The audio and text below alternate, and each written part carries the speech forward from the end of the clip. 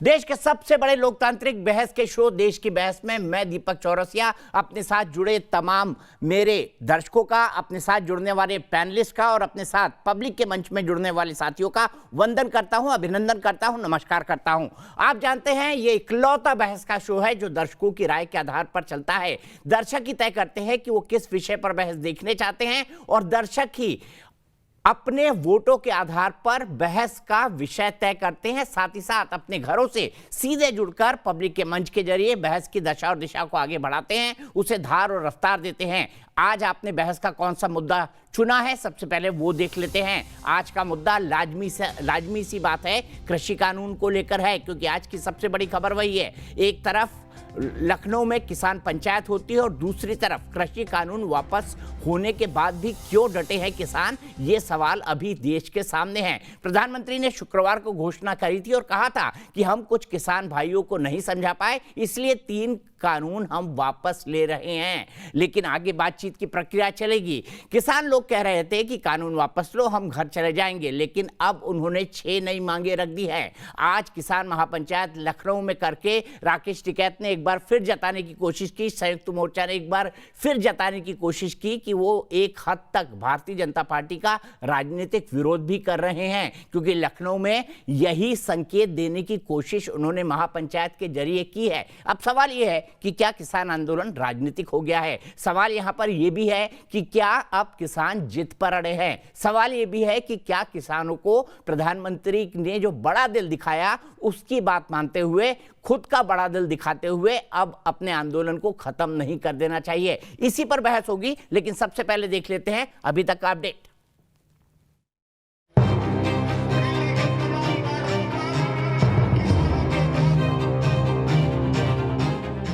तीन कृषि कानूनों को वापस लेने का, रिपील करने का निर्णय लिया है।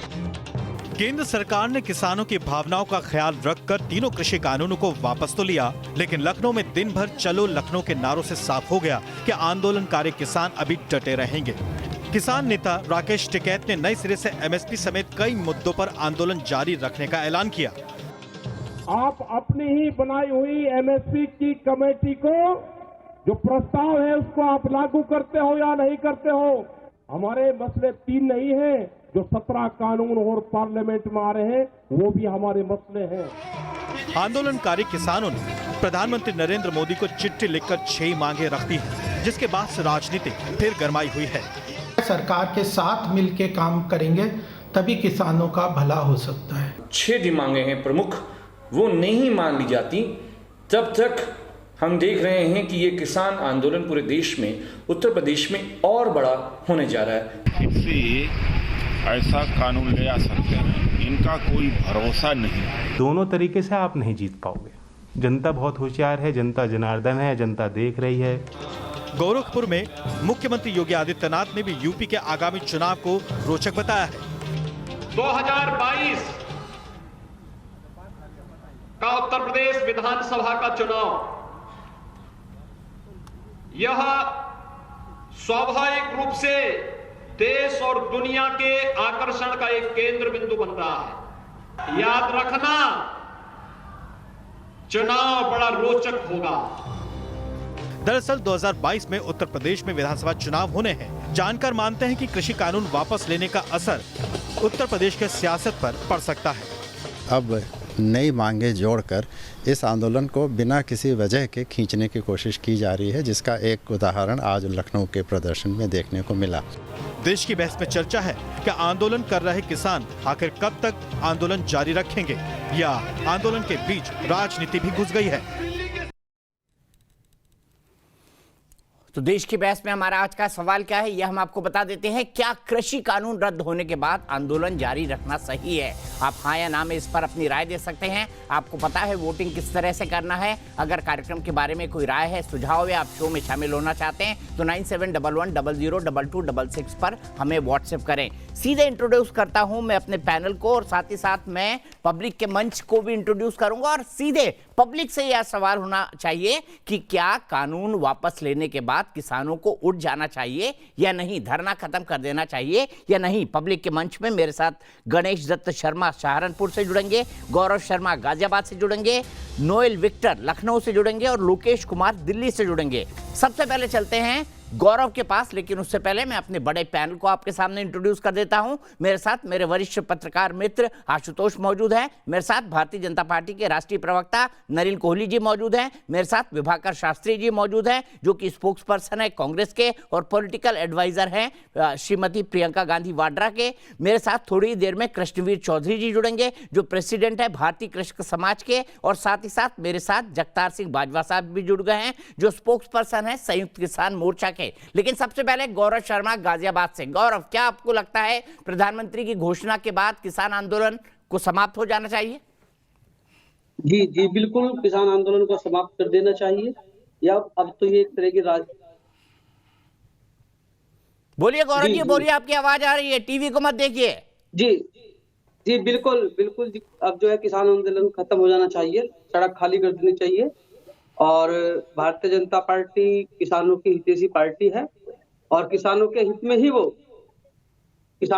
ही वो काम करती रही है। ठीक है, सीधे चलता हूं जगतार सिंह बाजवा साहब के पास। जगतार सिंह बाजवा, आम लोग कह रहे हैं कि अब आपको धरने से उठ जाना चाहिए। ऐसा तो नहीं कि प्रधानमंत्री ने एक आपकी सबसे बड़ी मांग मान ली, आपने उसके बाद गोल पोस्ट बदल दिया, आपने कहा ये 6 मांगे भी साथ में होंगी, ऐसा क्यों?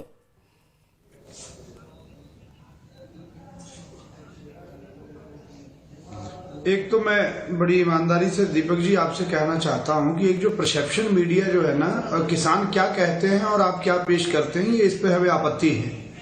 किसानों ने कोई मांग एक्स्ट्रा नहीं जोड़ी है। एमएसपी की गारंटी का विषय जब ये आंदोलन शुरू हुआ था तो तीनों कानून वापस हों और एमएसपी की गारंटी का कानून बने, ये तय था ना। इसमें तो कोई दूसरी मांग की बात नहीं है। अब इसमें मांग कौन सी जुड़ी कि जो आपके आंदोलन के दौरान 700 से 800 किसान शहीद हो गए, उन पर प्रधानमंत्री जी क्या बोले? जो 50 से 60 हजार मुकदमे दर्ज हो गए पूरे देश भर में, उन पर प्रधानमंत्री जी क्या बोले? जो हमारे 4 किसान और एक पत्रकार साथी लखीमपुर खीरी में रौंद कर मार दिया गया भारतीय जनता पार्टी के मंत्री के बेटे द्वारा और मंत्री की उपस्थिति में, वो आज मंत्रिमंडल में है और वो जांच चल रही है, क्या उसे बर्खास्त नहीं होना चाहिए?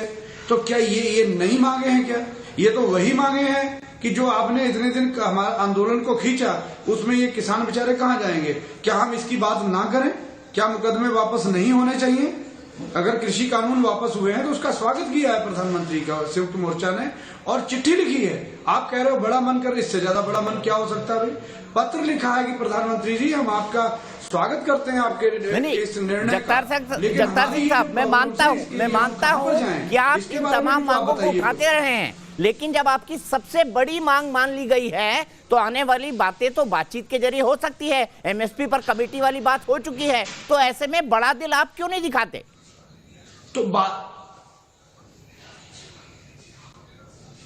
तो हमने तो दिखाया, तो बातचीत की तो बात कर रहे हैं। आप कल कहिए ना, कल बुलवा लें, कल बातचीत करके बता दें कि एमएसपी ऐसे निर्धारित होगी या इतने दिनों में होगी या एक कमेटी बनेगी और कमेटी ये करेगी, बताएं ना। अब कोई बताए तो सही। मतलब प्रधानमंत्री ने माइक पे आके कह दिया कि साहब हमने 3 कानून वापस ले लिए और जो किसान है वो बॉर्डर से भागना शुरू हो जाए घर को। ये क्रेडिबिलिटी का भी सवाल है देश के प्रधानमंत्री की कि आज जब किसानों को जाना चाहिए था वापस, मान लो आज वो बॉर्डर पर आ रहे हैं और आकर के ये पूछते हैं कि प्रधानमंत्री ने कहा है यार ये कर भी देंगे। ये प्रधानमंत्री की विश्वसनीयता है ना कि जब संसद में कह सकते हैं कि एमएसपी ने कहा है और नहीं करेंगे तो उनकी विश्वसनीयता खराब होगी ना, आपकी थोड़ी ना होगी। लेकिन नलिन कोहली उन्होंने बताया कि किन हालात पे अगर आप बातचीत के टेबल पर आ जाते हैं तो हो सकता है वो आंदोलन वापस ले ले। कब आएगी सरकार बातचीत के टेबल पर? हम तो कह रहे हैं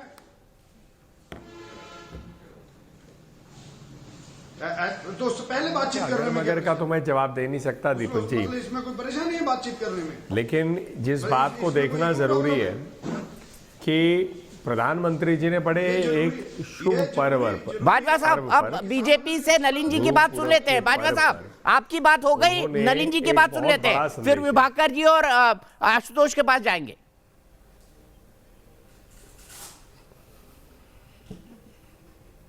जी दीपक जी, तो मैंने कहा प्रधानमंत्री जी ने बड़े एक शुभ पर्व पर गुरु पूरब के पर्व पर एक बड़ा महत्वपूर्ण संदेश दिया। आपने खुद कहा बड़ा दिल दिखाया।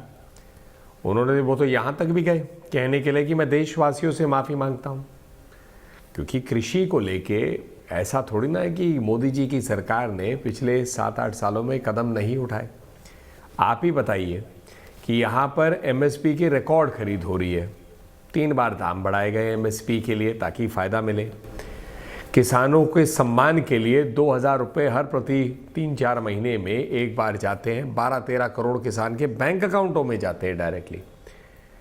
मतलब सब्सिडीज़ रखी जा रही हैं, फार्मर प्रोड्यूस ऑर्गेनाइजेशंस बन रहे हैं, क्रॉप के ऊपर में इम्प्रूवमेंट कैसे हो, ज़ीरो क्रॉपिंग हो, मतलब बजट क्रॉपिंग, ये सब पे चिंता होती जा रही है लगातार। तो ऐसा नहीं है कि प्रधानमंत्री जी की और मोदी जी की सरकार काम नहीं कर रही है किसानों के लिए। उस दिन उन्होंने ये कहा और उन्होंने एक अपील भी कही, भाई इस शुभ दिन पर सब लोग अब वापस घर जाए, परिवार के साथ रहें। और एक समिति का गठन तो उन्होंने अनाउंस कर ही दिया, जो बाकी विषयों पर चर्चा करेंगे, बातचीत करेंगे, हल निकालेंगे। क्योंकि ऐसा तो कि कृषि और हमारे किसान भाइयों के लिए जो करना है उचित चीज़ सरकार करेगी ही।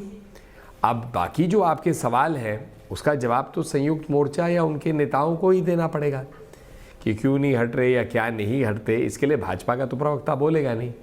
और जो राजनीतिक दल है जैसे कांग्रेस पार्टी और अन्य दल, उनका राजनीतिकरण किसी भी चीज़ का करना स्वाभाविक है, क्योंकि 50 साल में उन्होंने चिंता तो की नहीं। गरीबी हटाओ का नारा दिया लेकिन गरीबी हटाई तो नहीं। बैंक राष्ट्रीयकरण का नारा दिया ताकि गरीबों के बैंक अकाउंट बने, तो वो तो गरीबों के अकाउंट बने नहीं। एक प्रधानमंत्री जनधन योजना में 45 करोड़ अकाउंट कैसे बन गए फिर 2 साल के अंदर, गरीबों से गरीब लोगों के लिए। तो ये कथनी करनी का गैप जो है, ये तो राजनीतिक दल अपने जवाब दे। बाकी भारतीय जनता पार्टी हमेशा ही और हमारी सरकार हमेशा ही किसान और अपने कृषि के लिए लगे हुए हैं। ठीक है आशुतोष, आपको क्या लगता है, उठ जाना चाहिए किसानों को?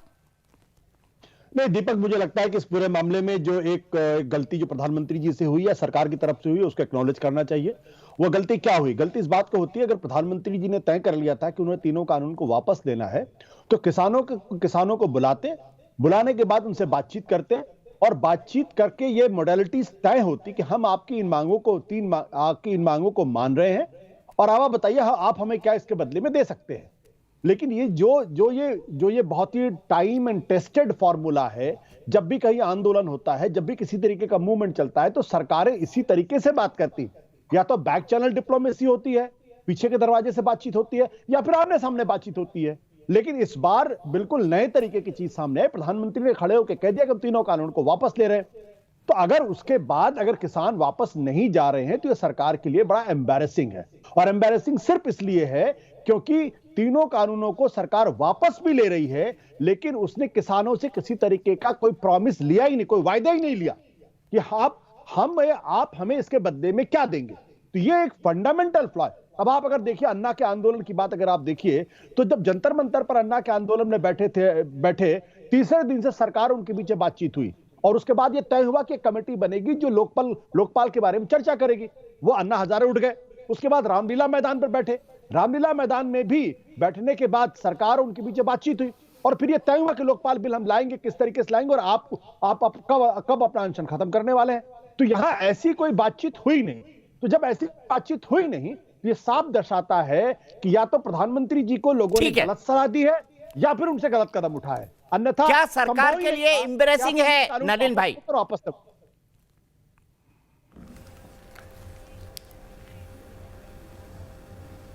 देखिए, किसी भी काम को आप बड़े दिल से और सच्ची मंशा से करें, अच्छी नीति से करें, अच्छी सोच से करें, तो एम्बैरेसिंग कैसा? क्या सत्य के साथ खड़ा होना कभी एम्बैरेसिंग होता है? सत्य तो सत्य होता है, उसमें ना कोई एम्बैरेसमेंट की बात होती है, ना कोई फायदे या नुकसान की बात होती है। सत्य सत्य है। और गुरु पूरब के दिन अगर प्रधानमंत्री जी इतना बड़ा कर रहे हैं और अपील भी कर रहे हैं कि आप घर लौटिए, तो इसमें एम्बैरेसिंग कौन सी बात है? तो जिनको राजनीतिकरण करना है वो करेंगे। आशुतोष जी का भी अधिकार है उसे एक तरीके से देखें, क्योंकि उन्होंने दोनों पहलू देखे हैं जिंदगी के, जर्नलिस्ट के पहलू में आपके एक सहयोगी के रूप में और राजनीतिक पहलू अन्ना मूवमेंट के बाद अरविंद केजरीवाल जी के साथ जुड़ के। तो उन्होंने वो पहलू देखा, तो उनका देखने का नज़रिया भी अपना, उनका स्वागत है, वो अपना उस रूप से देखे। पर मैं इसको एम्बैरेसिंग रूप से नहीं देखता, क्योंकि जो कदम प्रधानमंत्री जी ने उठाया, देशवासियों को, आप देशवासियों को ले लेते हैं कॉन्फिडेंस में और आप कहते हैं नहीं नहीं, देशवासियों को आप बता रहे हैं, उनसे क्षमा मांग रहे हैं और कह रहे हैं कि मैंने इतने काम किए, सब बता के मैंने ये निर्णय लिया है, देश हित में लिया है, एक अच्छे पर्व पर मैं आपको बता रहा हूँ। तो उसके लिए नहीं, अब आपको कुछ एक छोटे वर्ग से भी बात करना चाहिए था, या हो सकता है पत्रकारों को बुला के प्रेस कॉन्फ्रेंस करना चाहिए। ऐसे सुझाव अलग अलग लोग दे सकते हैं, लेकिन देश को संबोधित करने से बड़ा क्या हो सकता है। ठीक है, मैं सीधे विभाकर शास्त्री जी के पास चलता हूं। इस बीच कृष्णबीर चौधरी जी जो प्रेसिडेंट है भारतीय कृषक समाज के, वो भी मेरे साथ जुड़ चुके हैं। विभाकर जी, जो बीजेपी के लोग हैं वो अब ये दबे खाने आरोप लगा रहे हैं कि भाई चाबी तो ये पॉलिटिकल पार्टीज ही भर रही हैं इन किसानों को, इसीलिए आज लखनऊ में महापंचायत हुई। भले से आपकी एंट्री ना हो, लेकिन प्रत्यक्ष और अप्रत्यक्ष आपने उनको समर्थन दिया है, और ये चाबी बीजेपी की खिलाफत की कांग्रेस समेत बाकी पॉलिटिकल पार्टियां भर रही हैं किसानों में। ये भारतीय जनता पार्टी के नेता आरोप लगाते हैं, दबी जबान से, खुली जबान, दोनों से।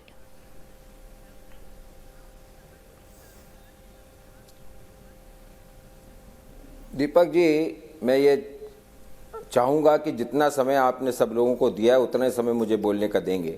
मैं अपनी बात शुरू करने से पहले जय जवान जय किसान कहना चाहता हूं। देश तभी जीतता है जब जवान जीतता है, और देश तभी जीतता है जब किसान जीतता है। आज की तारीख में पिछले 1.5 साल से किसान, हमारे देश का किसान हार रहा था। प्रधानमंत्री की जिद के कारण हमारा किसान हार रहा था। प्रधानमंत्री जी जिद पे अड़े हुए थे कि हम कानून हमने ठीक बनाए, हमने ठीक बनाए। 1.5 साल बाद ऐसा क्या हुआ जो प्रधानमंत्री जी को लगा कि कृषि कानून गलत? ये बातें पहले भी हो सकती थी। 800 किसान हमारे मारे गए, तब प्रधानमंत्री जी को चिंता नहीं हुई? तब गुरुपुरब नहीं, नलिन जी बैठे हैं, गुरुपुरब करे जा रहे हैं। गुरुपुरब पिछले साल भी आया था नलिन जी, तब क्यों नहीं प्रधानमंत्री जी आए माफी मांगने देश के सामने? तब क्या हुआ प्रधानमंत्री जी को? इसी तरीके से साथ जो आज किसान, हमारे किसान भाई जो मांग रहे हैं, जो उन्होंने कहा है कि हम अपने धरने को खत्म नहीं करेंगे, क्या गलत मांग रहे हैं? लखीमपुर खेरी का वीडियो सबके सामने वायरल हुआ है। लखीमपुर खेरी में जिस तरीके से टेनी मंत्री जी के लड़के ने किसानों के ऊपर से गाड़ी कुचली है, क्या वो छुपी हुई बात है? उसमें क्या क्या अनर्थ ये लोग मांग रहे हैं? एमएसपी की बात थी, एमएसपी पहले से ये लोग किसान मांग रहे हैं। तो जब तक किसान नहीं जीतेगा तब तक देश नहीं जीत सकता। ये प्रधानमंत्री जी को समझना चाहिए, और ये हमारे मित्र हैं नलिन कोहली जी, इनको भी समझना चाहिए। इन्होंने कहा कि कांग्रेस पार्टी राजनीतिकरण कर देती है हर बात पे। हम लोग किसी बात की राजनीतिकरण नहीं करते, और मैं उस परिवार से आता हूँ नलिन जी, आप जानते हैं, जिन्होंने ये जय जवान जय किसान का नारा दिया था, और किसानों को किस तरीके से इज्जत दी जाए और जवानों को किस तरीके से इज्जत दी जाए, इस देश में आज उसी नारे की आज फिर से चर्चा हो रही है, 40 साल बाद भी, 50 साल बाद। ठीक है, तो ये सब कहना कि प्रधानमंत्री जी आए, प्रधानमंत्री जी ने माफी मांग ली, प्रधानमंत्री, अरे कोई एहसान नहीं कर रहा प्रधानमंत्री जी ने। प्रधानमंत्री जी कोई एहसान नहीं कर रहे कि किसानों के सामने आके माफी मांग रहे हैं। ये उनका फर्ज है। वो आते हैं एक दिन टीवी पे, कहते हैं हमने नोटबंदी कर दी, फिर आते हैं कहते हैं कि हमने ये कानून लगा दिया। अरे भाई साहब, आप प्रधानमंत्री हैं देश के, 130 करोड़ जनता आपके साथ है, उनके साथ आप संवाद करिए। राजनीति में, जिंदगी में संवाद ही सबसे बड़ी चीज है। अगर संवाद ही नहीं है, आप एक दिन पार्लियामेंट में टीवी में आके कह देंगे मैंने माफी मांग ली, और ये संवाद होता है? संवाद होता है आप किसान मंच के साथ चर्चा करते, किसान एसोसिएशन के साथ चर्चा करते, ऑपोजिशन पार्लियामेंट में है, ऑपोजिशन के साथ चर्चा करते, तब तो आपका संवाद माना जाता। ये संवाद कोई नहीं। नलिन जी, आई एम सॉरी, आप हमारे बड़े घनिष्ठ मित्र हैं, लेकिन बड़ा ठीक है नलिन भाई, बताइए क्या प्रधानमंत्री ने जो कुछ किया, ये तो उनका फर्ज था, कर दिया उन्होंने, कोई बड़ी बात नहीं है। ये विभाकर जी का कहना है।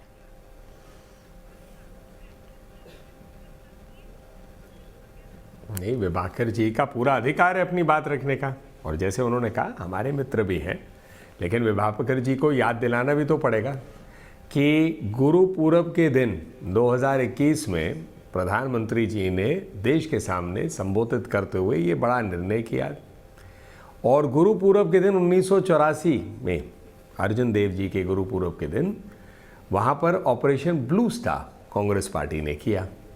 ये हमारे सहयोगी आरपी सिंह ने आज हमें इस बात को बताई, और मुझे लगा ये महत्वपूर्ण बात है कि 2 गुरु पूरब के दिन थे, एक अर्जुन देव जी के, एक गुरु नानक देव जी की, दोनों में कितना अंतर है। एक पार्टी की सोच कांग्रेस और दूसरी भारतीय जनता पार्टी की सोच। दूसरी बात उन्होंने कहा कि प्रधानमंत्री जी ने क्या कौन सी बड़ी बात कर दी, बातचीत करना चाहिए था। आज कांग्रेस के अंदर में एक G23 दल है, उनका कहना ही यही है कि जो केंद्रीय नेतृत्व है कांग्रेस पार्टी का, नेहरू गांधी परिवार का, वो बातचीत कर ही नहीं रहा, नेतृत्व से घबराए हुए हैं। तो अपनों से तो घर के अंदर में बात करने को तैयार नहीं है और ज्ञान कांग्रेस पार्टी दूसरों को देना चाहती है कि सबसे करिए, इनसे करिए बात। भाई आप अपने यहाँ पहले एक डेमोक्रेटिक सिस्टम ले आइए। दीपक जी, उस पर तो 2 साल से एक ड्रामा चल रहा है। एक सेकंड नलिन जी को टोकना चाहता हूं, ये रहेंगे नहीं रहेंगे, उनका ठीक है। तो इसीलिए कहने की बात है। तीसरे, 1 मिनट विभाकर जी, मैं खत्म कर दूं, बड़े ध्यान से सुना आपको मैंने। नहीं, मैं भी सीरियस डिबेट कर रहा हूं। मैं मजाक नहीं कर रहा, मैं देश के सामने आपने कुछ विपरीत तर्क रख रहा हूं, है ना। तीसरी बात, हाँ बिल्कुल बिल्कुल ठीक है ना, बिल्कुल। तो ये 2 बातें हुई। तीसरी बात आपने कहा, बिल्कुल लाल बहादुर शास्त्री जी बहुत बड़े नेता थे और उनका सम्मान पूरा देश करता है, आप हम सब करते हैं, उस परिवार का सम्मान करता है। लेकिन इतना भी याद रखिए कि नेहरू गांधी परिवार के बाहर निकले प्रधानमंत्रियों को कितना याद किया, ये तो अब जाकर याद किए जा रहे हैं। PV नरसिम्हा राव जी को बुलाने का एक पूरा प्रयास किया गया। तो देश के जितने प्रधानमंत्री हैं उनको नमन करते। खुद मोदी जी ने पहले 2014 में नमन करते हुए सबको कहा, जो मैं मेरे से पहले प्रधानमंत्री जी किए हैं उनका मैं धन्यवाद करता हूं। तो लाल बहादुर शास्त्री जी का तो बहुत धन्यवाद हम सब करते हैं, पूरा देश करता है। ठीक है, विभाकर शास्त्री जी बताइए। वो कह रहे हैं कि आप अपने घर के झगड़े तो सुलझा लीजिए, G23 से बातचीत कर लीजिए, उसके बाद सजेशन दीजिएगा कि प्रधानमंत्री को किसानों से किस तरह का संवाद करना चाहिए।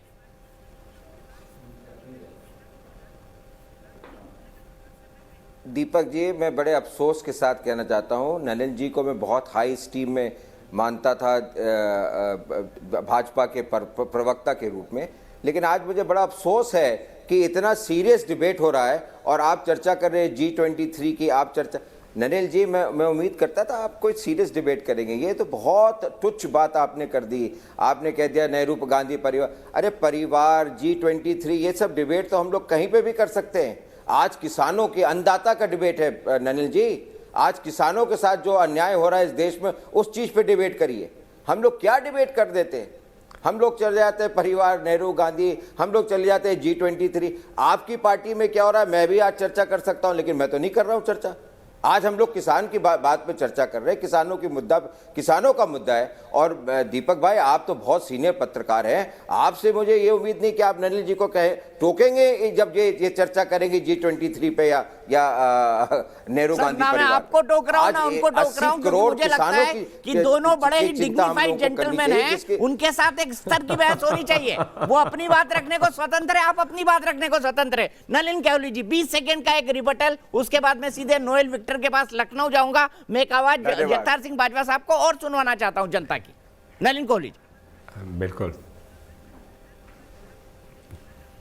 देखिए ऐसा है, मैंने तर्क रखे और मुझे अफसोस इसी बात का है कि विभाकर शास्त्री जी ने उसे व्यक्तिगत टिप्पणियों के साथ जोड़ दिया, क्योंकि बड़े तर्कों के साथ वो बहस पहले कर रहे थे। लेकिन मुझे लगा शायद उनकी शक्तिपीठ को मैंने जो हल्का सा छेड़ दिया, तो उनको अपना काम करना पड़ा एक प्रवक्ता के रूप में। और ठीक है, मेरा कोई कंप्लेंट नहीं है उससे। आपकी जनता जो देख रही है वो तय करेगी कि इसका तर्क भारी है। ठीक है, मैं सीधे यहां से नोएल विक्टर के पास चलता हूं लखनऊ में। नोएल, क्या कहते हैं, किसान आंदोलन वापस लेना चाहिए, नहीं लेना चाहिए, या बैठे रहना चाहिए किसानों का? आपका क्या मत है? इसको लेना बिल्कुल ही निंदनीय है, क्योंकि इट्स नॉट अबाउट कांग्रेस और बीजेपी। हमें बीजेपी और कांग्रेस के बारे में बात नहीं करनी चाहिए, क्योंकि हमको अपने देश की बात करनी चाहिए। जो किसान, जो हमारे भाई जो भूमि पे खड़े होते हैं, रात दिन खड़े होकर अपनी भूमि पे जोताई करते हैं, उसको देखना चाहिए। मैं आपको बता दूं, 4 चीजों पर प्रोटेस्ट हुआ था।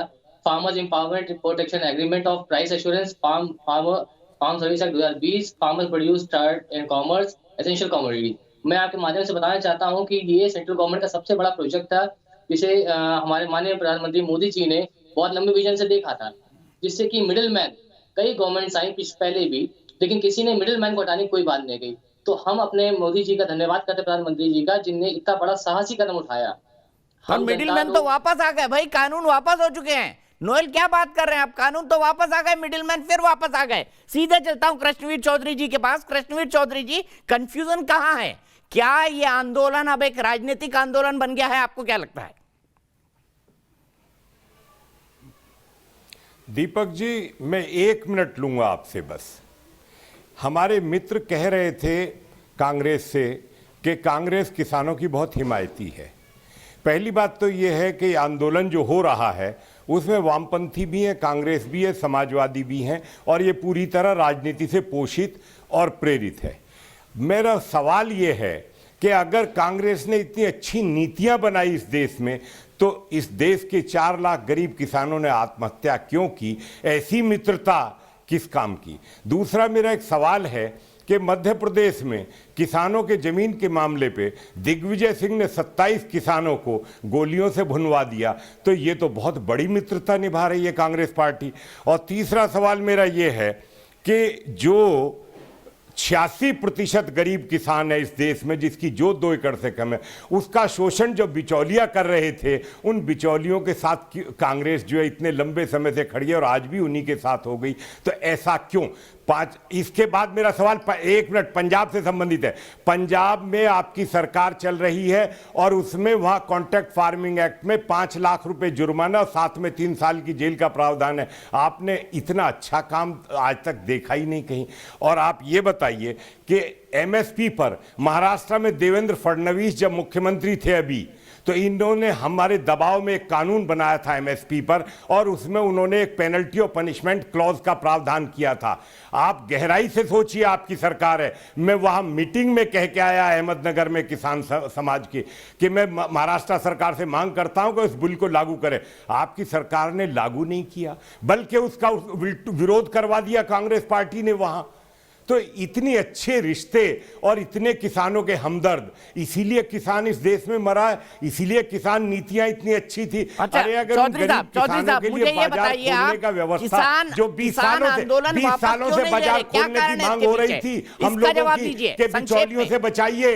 मनमोहन सिंह जी कह रहे थे बिचौलियों से बचाएंगे, शरद पवार कह रहे थे बिचौलिए शोषण कर रहे हैं, और आज उन्हीं कानूनों के लिए आज इतना वो सब किया, और आप कह रहे हैं कि किसानों के हित में।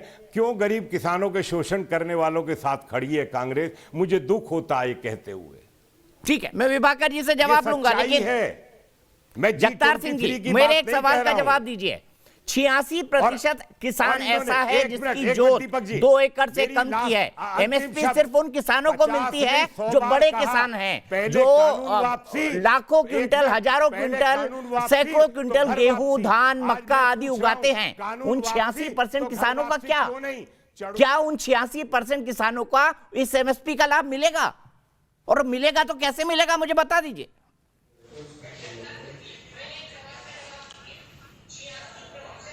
जब आपकी मंडियां चलेंगी और मंडियों में बिकेगा तो उनको लाभ मिलेगा।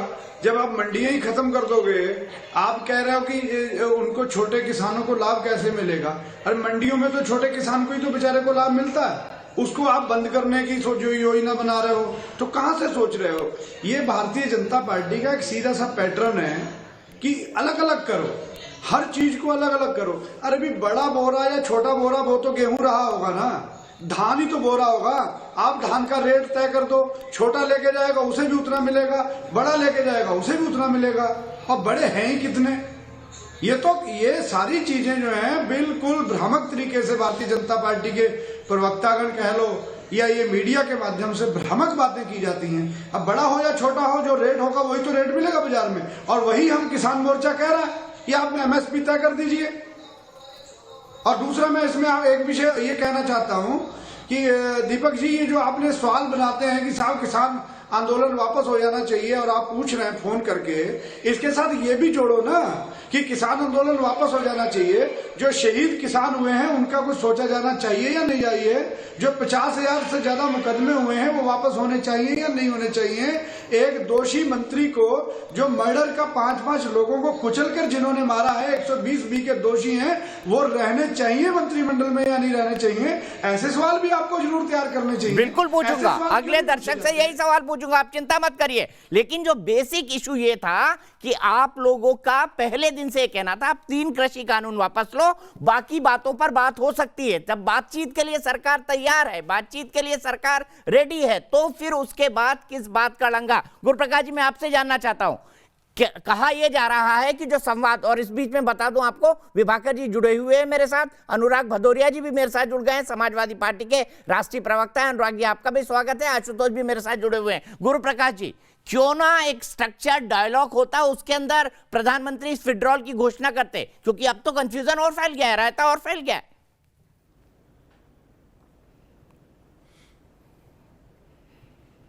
नहीं, ऐसा नहीं है दीपक जी, ऐसा कतई नहीं है। और आप ऐसा कैसे कह सकते कि स्ट्रक्चर्ड डायलॉग नहीं हुआ है?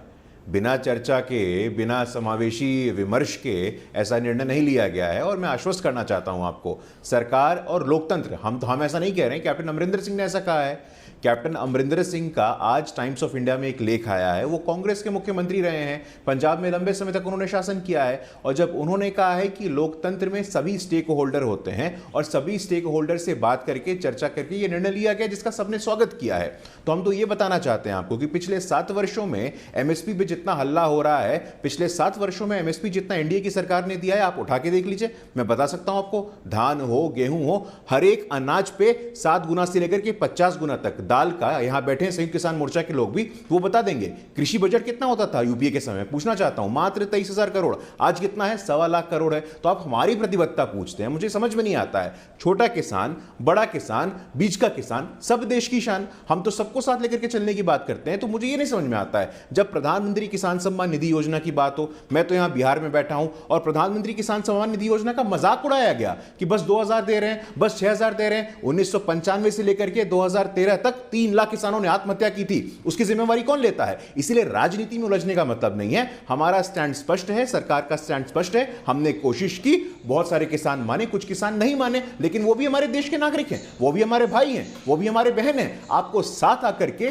प्रधानमंत्री जी ने कहा कि एक कमेटी बनेगी, एक कमेटी का गठन होगा जहां कृषि अर्थशास्त्री होंगे, कृषि वैज्ञानिक होंगे, केंद्र सरकार के लोग होंगे, प्रांत के सरकार के लोग होंगे और किसान संगठन के लोग होंगे। आइए चर्चा करते हैं। लोकतंत्र में चर्चा, लोकतंत्र में विमर्श सबसे महत्वपूर्ण है और लोकतंत्र में चर्चा का स्थान सर्वोपरि होता है। हमारे संविधान के निर्माता भी यही कहते थे। बाबा साहेब अंबेडकर ने यह कहा था कि लोकतंत्र की नींव चर्चा पे रखी गई है, संवाद पे रखी गई है, विमर्श पे रखी गई है। हम खुला स्वागत देते हैं। आपका डिमांड था कि तीनों कानून, अब फिर आप बीच में बोल रहे हैं, नहीं, ये गलत बात है। बीच में बोलना ठीक नहीं है ना साहब। आप चर्चा करिए। आपने बोला, अभी हमने आपको सुना, चर्चा इसको कहते हैं। आपकी बातों को हमने सुना, हमने नोट किया, अब इसको संस्थागत करते हैं ना, एक स्ट्रक्चर के तहत, जैसा दीपक जी कह रहे हैं, एक कमेटी बनेगी, विधिवत रूप से टाइम बाउंड कमेटी बनेगी, एक टाइम बाउंड कमेटी बनेगी। आप फिर बीच में बोल रहे हैं, देखिए ये ठीक नहीं है। हम आपका बहुत सम्मान करते हैं, हम आपका बहुत, और हमने क्या, अब प्रधानमंत्री जी ने ऑन रिकॉर्ड कहा है साहब की कमेटी बनेगी, अब इसमें झूठ की क्या बात है? अब हम ये झूठ बोल रहे हैं कि हमने 5 गुना बजट बढ़ाया किसान का। कृषि बजट 5 गुना है कि नहीं? आप मुझे हाँ या ना में जवाब दीजिए, आप मुझे हाँ या ना में जवाब दीजिए। अब फिर आप ये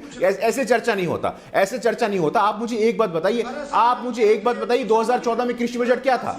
2014 में कृषि बजट कितना था साहब, बताइए ना आप। मात्र 23,000 करोड़। मैं बता रहा हूं आपको, 5 गुना ज्यादा है, 5 गुना ज्यादा है। प्रधानमंत्री फसल बीमा योजना हो, सॉइल हेल्थ कार्ड योजना हो, मैं हर बात में होता आपको, हर मापदंड पे, हर पॉइंट पे आइए ना, डिबेट करते हैं, आइए ना चर्चा करते हैं। तो प्रधानमंत्री जी ने जब कहा, पूरी विनम्रता से कहा है, उन्होंने कहा है कि मेरी तपस्या। कृष्णवीर जी ने कई सारे सवाल उठाए थे और आप गुरुप्रकाश जी के भी सवाल का जवाब देना चाहेंगे कि 5 साल में उन्होंने 5 गुना कर दिया कृषि बजट, और एमएसपी से खरीद कृषि बजट से ही तो होगी।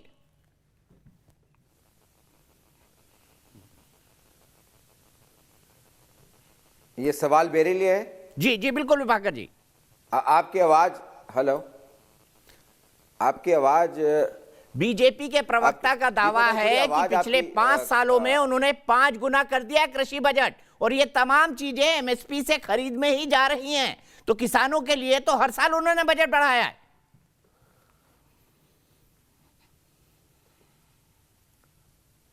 दीपक भाई, किसानों को आंदोलन जीवी किसने कहा था?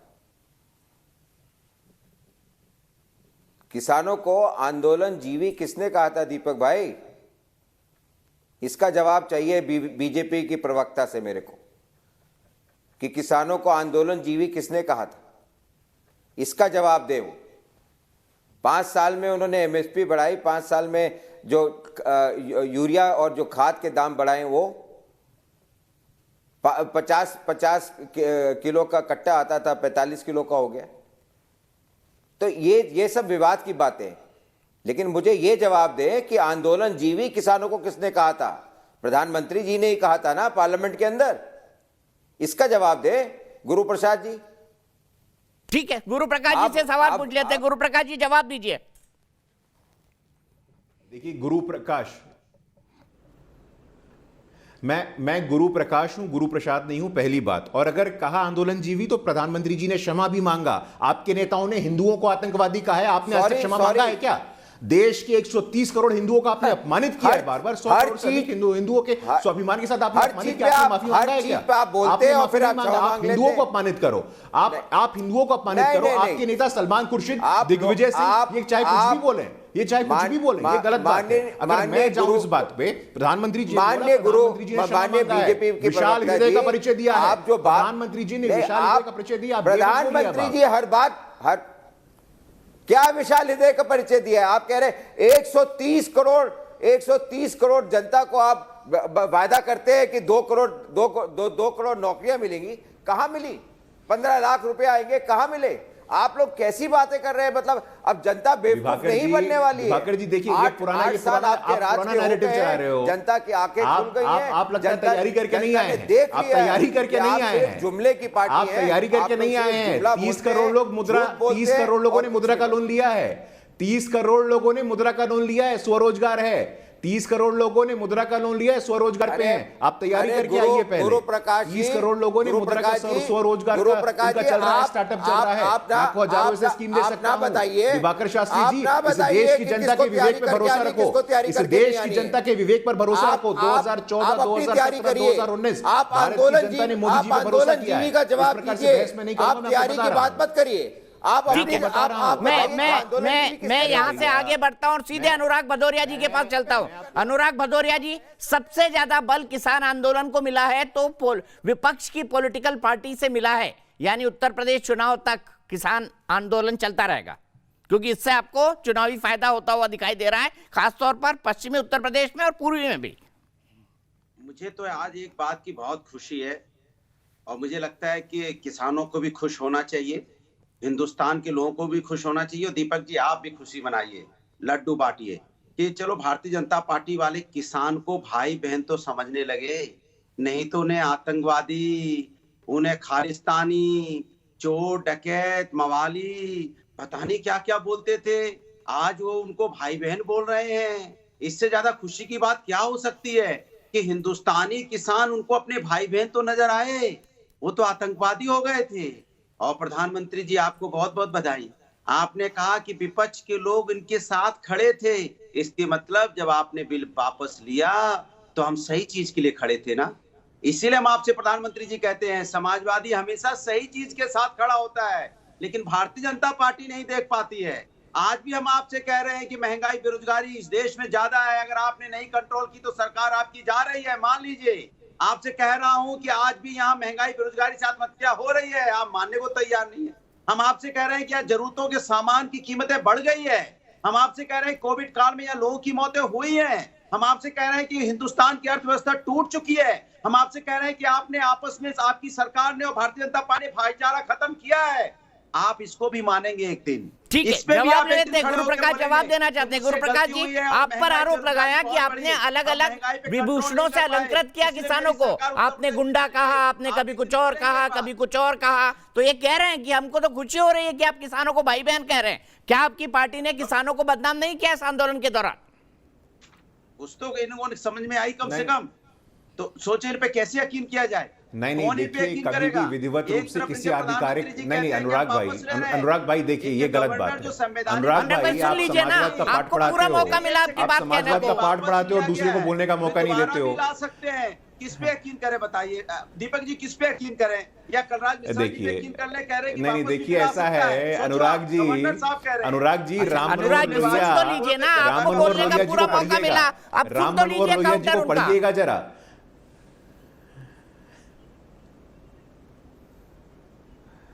अनुराग भैया देखिए, राम मनोहर लोहिया जी को पढ़िएगा एक बार। राम मनोहर लोहिया जी स्वभाव से विनम्र व्यक्ति थे, जब दूसरे बोलते थे वो सुनते थे, तो जरा सुनने का भी आदत डालना चाहिए। महंगाई की बात करते हैं आप, महंगाई कैसे मेजर होता है अनुराग भाई?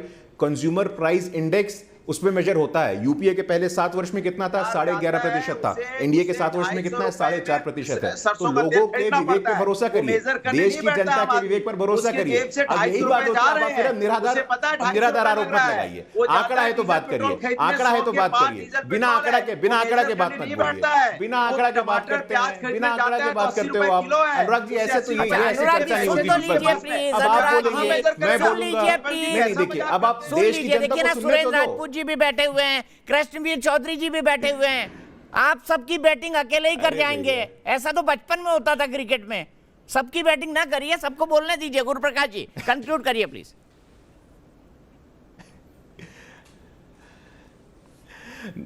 नहीं, मैं कंक्लूड कर रहा हूं, और मैं तो ये बोल भी नहीं रहा हूं। आज देश में 116 करोड़ टीका लग चुका है। अनुराग भैया भी लगवा लिए होंगे। इनके नेता बोले थे बीजेपी की वैक्सीन नहीं लगवाएंगे, इसलिए उस पर जाने का मतलब नहीं है। आज देश का किसान खुशहाल किसान है, और यही कारण है। 2014 हो, 2017 हो, 2019 हो, और याद रखिएगा आप लोग, 2019 में मोदी जी को 4 करोड़ अधिक वोट आए थे।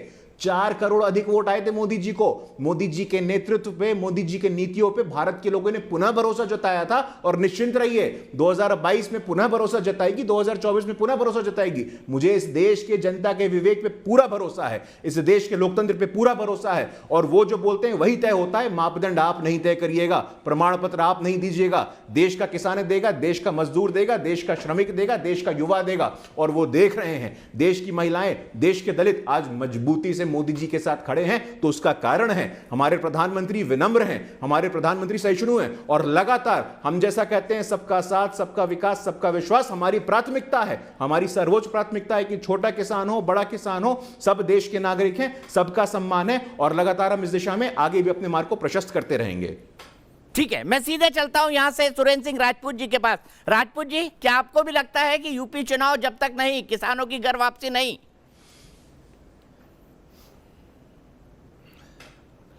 देखिए दीपक भाई, ये बहुत ही अन्यायपूर्ण रवैया है किसानों के मुतालिक, जो लोग ये कहते हैं कि किसान आंदोलन एक राजनीतिक आंदोलन है। सच बात यह है कि पहले तो मैं लखनऊ की सरजमीन पर आए हुए सारे किसानों का हम लोगों ने हार्दिक अभिनंदन किया, वंदन किया, और यही काम भारतीय जनता पार्टी के लोगों को भी करना चाहिए था। उन्हें पानी पिलाना चाहिए था, खाना खिलाना चाहिए था। मुख्यमंत्री, प्रधानमंत्री या गृह मंत्री का ये क्षेत्र है, सॉरी डिफेंस मिनिस्टर का ये क्षेत्र है, उन्हें उस पंचायत में चला जाना चाहिए था। आंदोलन आज ही खत्म हो जाता। सच बात यह है कि भारतीय जनता पार्टी के कुछ प्रवक्ता पढ़े लिखे होने के नाम पर, दूसरों को पढ़ाने के नाम पर आंदोलन को अपमानित करने का काम कर रहे हैं। और यह अपमानित करना आंदोलन को कहीं ना कहीं किसानों के हृदय में छुरी चलाने जैसा है। कहते हैं ना कि भाजपा इस कदर किसान पर एहसान करती है, वो आंखें छीन लेती है और चश्मेदान करती है, और हर चीज में इन्हें चुनावी एजेंडा नजर आता है, इनके दोस्तों को चुनावी एजेंडा नजर आता है। अरे भाई, अगर चुनावी एजेंडा भी है तो जितनी बातें आज राकेश टिकैत कह रहे हैं या संयुक्त किसान मोर्चा कह रहा है दीपक भाई, उन सारी बातों की तो सहमति एमएसपी को छोड़ करके आप ऑलरेडी भारतीय जनता पार्टी के नेता प्रवक्ता दे चुके हैं पहले 11 राउंड की बात में। अब क्यों पीछे हट रहे हैं? उनको लिख करके ही तो देना है। पंचायत में जाना ही तो है प्रधानमंत्री को, एक मरहम ही तो लगाना है मुख्यमंत्री को, एक मरहम ही तो लगाना है राजनाथ सिंह जी को। आप इस तरीके से आंदोलन को अपमानित और बदनाम मत कीजिए राजनीति के नाम पर। मेरा सिर्फ इतना अनुरोध है। एक बात। दूसरी बात, अभी एमएसपी की बात हो रही थी। भाई, एमएसपी की कानूनी गारंटी हमने नहीं कही, एमएसपी की कानूनी गारंटी तो नरेंद्र मोदी जी ने स्वयं लिख करके दी थी 2012 में। तो जब 2012 में मुख्यमंत्री थे वो, तो आप एमएसपी की कानूनी गारंटी दे रहे थे, तो आज दे दीजिए, कौन रोक रहा है? पराली वाला, बिजली का बिल वाला, ट्रैक्टर वाला, फार्म इक्विपमेंट वाला, उस पर तो सब आप पहले से लिखित रूप में तैयार हैं, खाली लिख करके ही देना है। अब कृष्णवीर सिंह चौधरी जी कह रहे थे कि 70 सालों में क्या हुआ। अरे कृष्णवीर सिंह चौधरी साहब, बलराम जाखड़ के साथ रह करके 70 सालों में आपने क्या क्या कराया है और क्या क्या किया है, यह किसी दिन एक अलग बहस का विषय हो जाएगा। आज आप भारतीय जनता पार्टी के ओहदेदार हो गए तो किसानों को बदनाम करने पे तुले हुए, उचित नहीं है। तीसरी बात अभी गुरु प्रकाश जी ने कही कि साहब कैप्टन अमरिंदर सिंह ने लिखा, क्या कैप्टन अमरिंदर सिंह का सारा लिखा आपने माना है? बिल्कुल ओहदेदार हैं आप, जिम्मेवारी से कहता हूं, आएंगे, लेकिन और आप सुरेंद्र जी मैं सीधा चलता हूं संगीत रागी जी के पास, आपका जवाब लेता हूं। क्या भारतीय जनता पार्टी ने जानबूझकर किसान आंदोलन को बदनाम कर दिया, जानबूझकर सॉल्यूशन निकालने की कोशिश नहीं हो रही है संगीत रागी जी बीजेपी की नेताओं की तरफ से?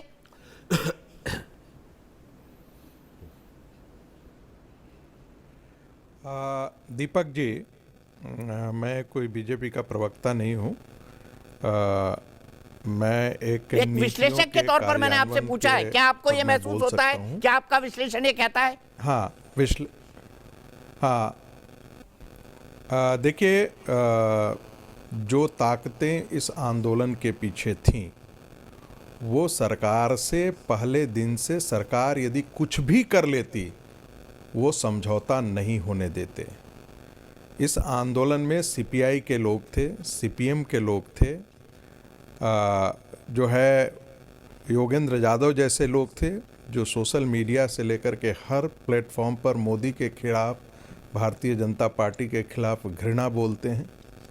इस आंदोलन में इसमें कोई दो राय नहीं है कि आंदोलन को बाहरी तत्वों के द्वारा सहयोग मिला और हर व्यक्ति स्वतंत्र है आपके बारे में जिक्र करने के लिए। यदि कोई किसी को कुछ बोला है, यदि खालिस्तानी बोला है, तो वो उस आंदोलन में जुड़े हुए सारे किसानों के लिए नहीं है। नहीं, हम नहीं मानते, किसान हमारे लिए अन्नदाता है, हमारा न्यूज़ नेशन का व्यू बड़ा साफ है इस पर। एक मिनट, जस्ट एक मिनट, दीपक जी मुझे अपनी बात कह लेने दीजिए। यदि उस आंदोलन के पीछे कांग्रेस थी तो थी।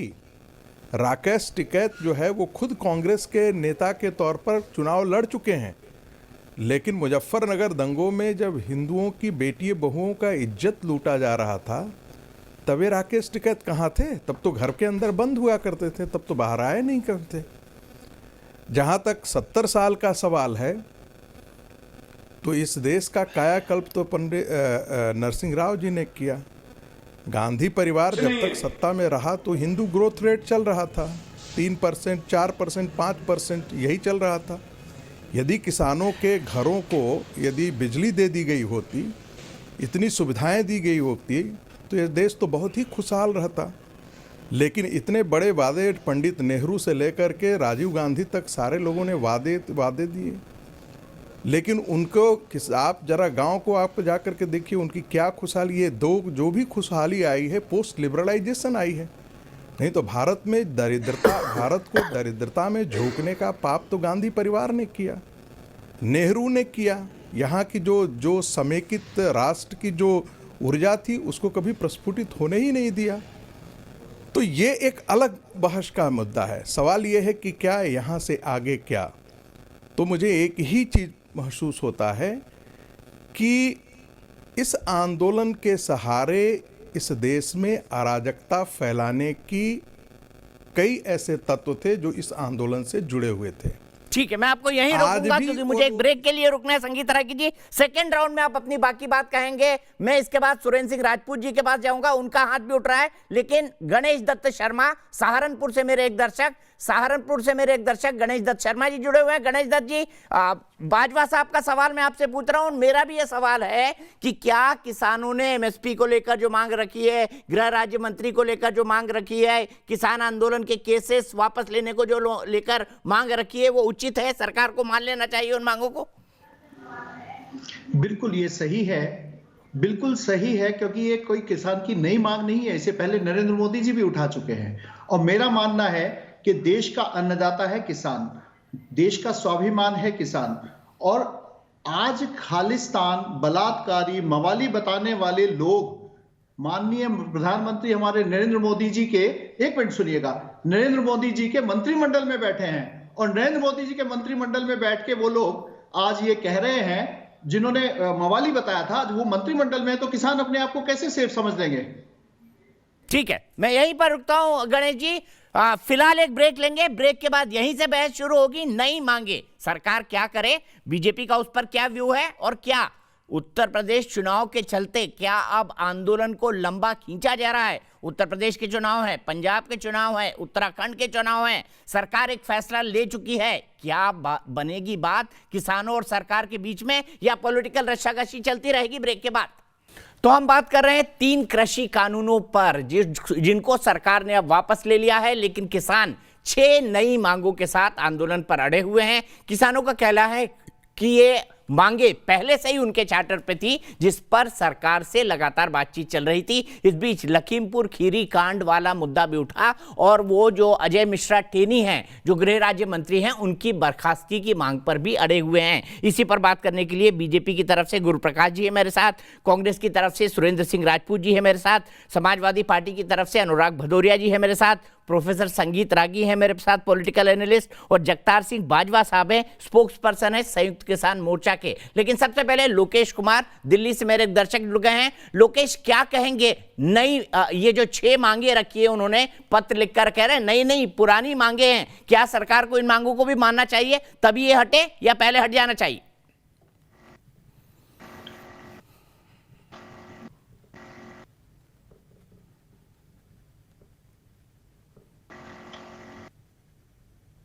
लोकेश जी, मेरी बात सुन पा रहे हैं आप? फोन आप कान पर ही रखिए। जी, कान पर ही रखें, बोलिए। जी, आप बताइए मुझे, क्या किसानों को अब बॉर्डर खाली कर देने चाहिए, या सरकार को अन्य 6 मांगे मान ले, उसी के बाद बॉर्डर खाली होने चाहिए? देखिए, जिस तरह के प्रधानमंत्री जी ने खुद माफी मांगते हुए कानून वापस लिए हैं, तो इससे ये तो तय हो गया कि ये कानून वापसी हुए तो किसानों के पक्ष में नहीं थे, तभी वापस हुए हैं। रही बात किसानों की, तो किसानों की एमएसपी या जो किसानों की जो व्यवस्था है या किसानों के जो सुधार की आवश्यकता है, वो तो ज्यों की तो बनी हुई है। उसके लिए तो एमएसपी की डिमांड बहुत पहले से है। हाँ, ये चिंता का विषय है कि किसानों की आंदोलन की आड़ में कुछ लोग जो फायदा उठाना चाह रहे हैं, वो चिंता का विषय है। लेकिन किसानों की स्थिति तो इससे नहीं बदली है ना। किसानों की स्थिति तो पहले। ठीक है लोकेश जी, बहुत बहुत शुक्रिया। सीधे यहां से सुरेंद्र सिंह राजपूत जी के पास चलता हूं। राजपूत जी, संगीत रागी जी ने कई आरोप लगाए थे। उनका कहना था कि वाकई में जो मिडिल क्लास का बढ़ना शुरू हुआ तो नरसिम्हा राव के जमाने से हुआ। तो बिल्कुल, चलिए मान लेते हैं उनकी बात। तो नरसिम्हा राव क्या भाजपा के प्रधानमंत्री थे? नरसिम्हा राव जी और डॉक्टर मनमोहन सिंह जी ने जो आर्थिक सुधार किए, वो भी तो कांग्रेस की ही देन है ना। कम से कम आज संघ ने ये माना तो एक बात। दूसरी बात मैं आपको बताऊं दीपक भाई, आप तो बहुत ही विख्यात प्रस्तोता है दुनिया के। 1948 में 1760 करोड़ के बजट को लेकर के हम लोगों ने सत्ता अंग्रेजों से छीनी थी, और जब हमने 2014 में छोड़ा 34 लाख करोड़ का था। और उसी ड्यूरेशन में कांग्रेस पार्टी ने हरित क्रांति की, जिससे किसानों की उपज जो है 2 गुनी से 2.5 गुनी हुई। उसी समय हमने बैंकों का नेशनलाइजेशन किया, उसी समय हमने दुग्ध क्रांति की, उसी समय हमने कोऑपरेटिव बैंक्स को क्या नाम इंट्रोड्यूस किया, जिससे किसान कर्ज के जाल से मुक्त हुआ। क्या कांग्रेस के ये काम तो अंधों को भी दिख जाएंगे, लेकिन जिसको दृष्टि दोष है उसको तो दिख नहीं सकते। इसके बाद आप आ जाइए, किसानों के लिए खाद के कारखाने लगवाए, दवा के कारखाने लगवाए, फार्मिंग इक्विपमेंट के कारखाने लगवाए। उस समय ट्रैक्टर जो आता था ना दीपक भाई, रूस से आता था। आज की डेट में जितने ट्रैक्टर यहां पर बन रहे हैं, उतने ट्रैक्टर और कहीं नहीं बन रहे हैं। आज की डेट में हमने किसानों के फार्मिंग इक्विपमेंट पे कोई टैक्स नहीं लगाया। किसान के खाद के बोरे से 5 किलो यूरिया चोरी नहीं की। हमने जो है 240 जो पॉइंट्स थे स्वामीनाथन के, उसमें से 170 लागू कर दिए, और जो बाकी नहीं लागू कर पाए तो वो भाजपा ने लागू कर दिए क्या? और भाजपा जिस दिन से आई, सबसे पहले राज्यों को जो बोनस राज्य दे सकते थे, वो राज्यों का बोनस खत्म किया कि अगर आप बोनस देंगे तो केंद्रीय पूल में हम धान और गेहूं नहीं खरीदेंगे। इन सारे किसी मुद्दे पर कोई बात नहीं करता। एमएसपी सबसे कम बढ़ाई आपने, रेट जो है खर्चे के सबसे ज्यादा बढ़ा दिए, डीजल को आपने 2 गुने दाम पर कर दिया। ठीक है, जवाब ले लेते गुरुप्रकाश जी, जवाब दीजिए। आपने एमएसपी नहीं बढ़ाई, आपने एमएसपी नहीं बढ़ाई, लेकिन अन्य स्रोतों से किसान के खर्चे जो हैं 10 गुने कर दिए। ये आरोप है सुरेंद्र सिंह राजपूत जी का।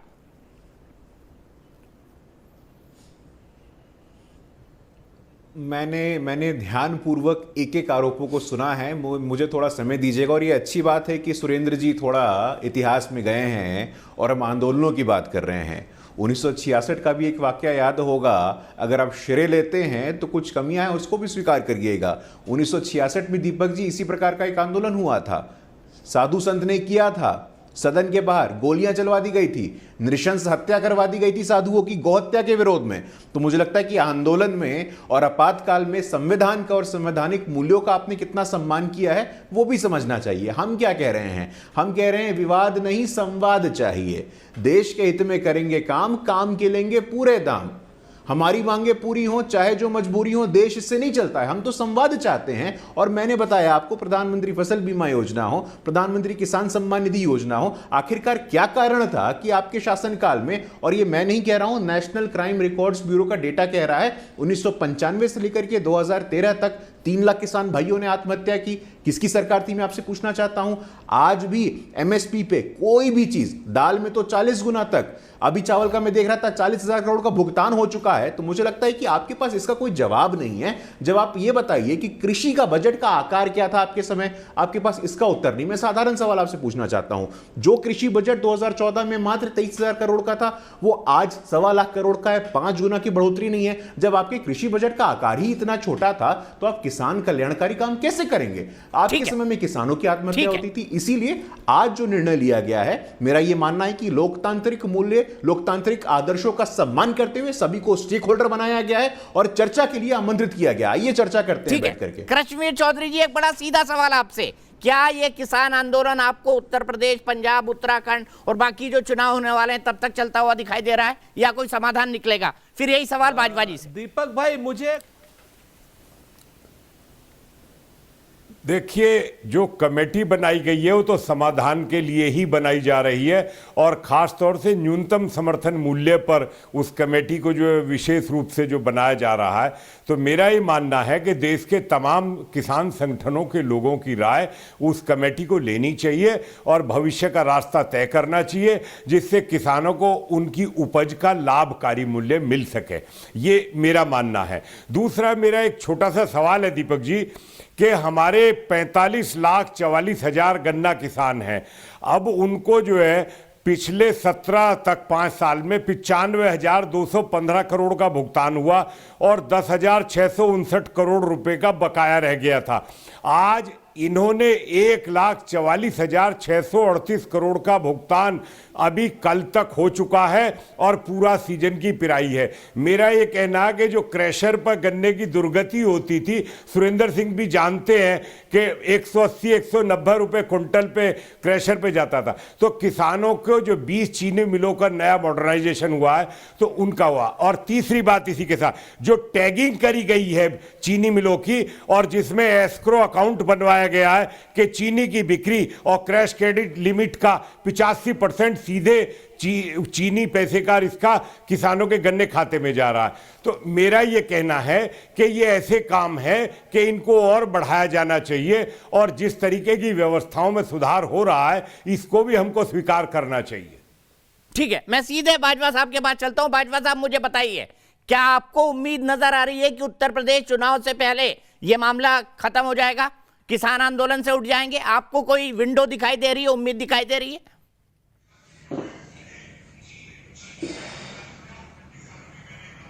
देखिए साहब, हम तो पहले दिन से कह रहे हैं ये तो जिस दिन सरकार चाहेगी उसी दिन आंदोलन खत्म हो जाएगा। अब आपने ये फ्लैश कर रहे हैं कि 6 मांगे, तो 6 मांगों में से 2 मांगे तो ऑलरेडी पहले ये कह चुके हैं, पराली वाली और बिजली अमेंडमेंट बिल वाली। 2 तो वो खत्म हो गई, बची 4 में से टैरी को बर्खास्त करना, मुकदमे वापस लेना और शहीदों को पुनर्वास की बात करना। 3 विषय इसी के साथ जुड़े हुए हैं। 1 मिनट का काम है अगर हल हो जाए तो जब ये सारी चीजें करने को तैयार हैं, कल ही एक कमेटी बना करके बैठ करके, तो मेरे ख्याल से 3 दिन भी लगेंगे आंदोलन खत्म होने में। लेकिन जब इच्छा ये है कि हमने किसानों को विलेन बनाना है किसी न किसी तरीके से, किसानों पे ही सारी बात फेंकनी है। आज भी उनके प्रवक्ता भारतीय जनता पार्टी के जो है वो तरह से कह रहे हैं कि साहब बहुत से लोगों को समझा दिया, कुछ लोग नहीं समझ पाए, बड़े साफ मन से उन्होंने कहा। तो हम ये पूछना चाहते हैं कि अब जो किसान जो समझ नहीं पाए वो तो उठ जाएंगे। तो जो समझ पाए थे उन्हें एक बार बुला लो, वो हमें समझा दे आकर के कि क्या क्या समझाने वाला। ठीक है, चलिए यही रुकते हैं। उम्मीद करते हैं सरकार जल्दी से बातचीत की कोई पहल करेगी, कमेटी बनाएगी और उसके बाद किसानों के इस आंदोलन का रास्ता रुक जाएगा, कम से कम दिल्ली का रास्ता खुल जाएगा। आज का सवाल क्या था? क्या कृषि कानून रद्द होने के बाद आंदोलन जारी रखना सही है? नहीं कहना है 90% लोगों का। फिलहाल एक ब्रेक, लेकिन न्यूज नेशन पर खबरों का सिलसिला लगातार जारी है।